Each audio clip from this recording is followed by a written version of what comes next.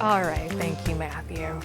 We are in Studio 61, and it is time for one of my favorite days of the week, Pet of the Week. We are joined by our buddy James Bias from the Connecticut Humane Society, and we have two furry friends here, Ginger and S'more. And I tell you what, they both match their names. Yes. You definitely have Ginger, who has, I don't know if the camera's picking up, but a little kind of a marbled ginger color. Yeah, I see that, yeah. S'mores has the marshmallow and the chocolate and a little bit of the, guinea pigs and food. I guess they all have They go kind of hand that in name. hand. Yeah. Now, James, we're hitting a milestone here today, you and I. Normally, when James brings in the guinea pigs, I let him hold them because I have been, for whatever reason, I've developed a fear of holding guinea pigs. But look at me today, y'all. Miss Ginger, she's putting me at ease. So tell me a little bit about Ginger and S'more. So, you're the guinea pig whisperer now. Now, yeah.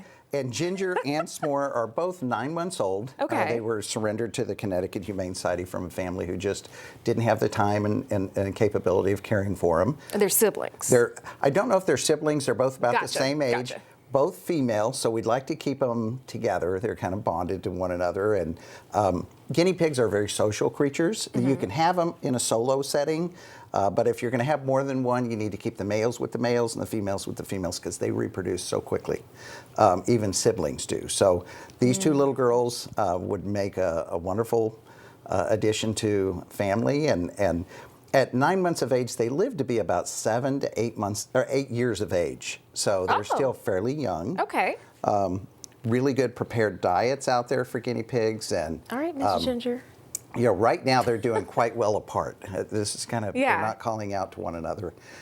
They're not noisy like barking dogs, or but they do have a whistle when they want your attention, particularly at feeding time, or they'll have a little chatter that they'll do when you're hitting a good spot. Yeah. Like if you kind of rub near the ears on little Ginger, she will. Come here, Ginger. She might start making some noise there, but guinea pigs are just, they're not a small cat. They have their own unique tendencies. They don't climb.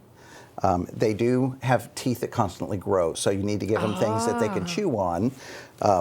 So if you let them running loose in your house, be aware they can get into extension cords and things like that. But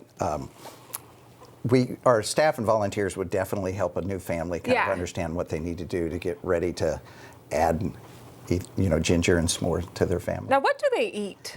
So a pellet food, usually high in roughage, Timothy hay. So they're a vegetarian type creature. Okay, got it. And sometimes they'll eat certain leafy vegetables and things like that.